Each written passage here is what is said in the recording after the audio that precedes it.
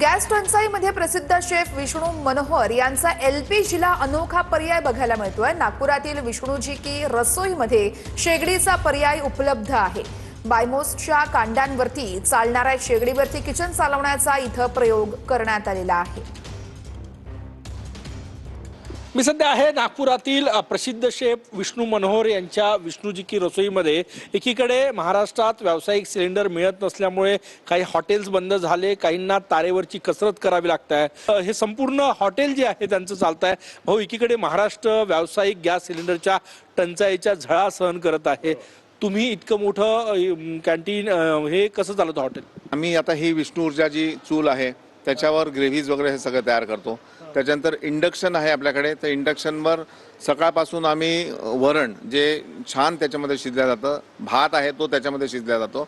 अशा प्रकारे कुठलीही झळ बसू दिलेली नाही त्यांनी आणि आपलं विष्णूजी की रसोई हे रेस्टॉरंट जे आहे ते सुरळीतपणे सुरू आहे या टंचाईतही। कॅमेरामॅन सचिन सयामचं, गजानन उमाटे, TV9 मराठी, नागपूर।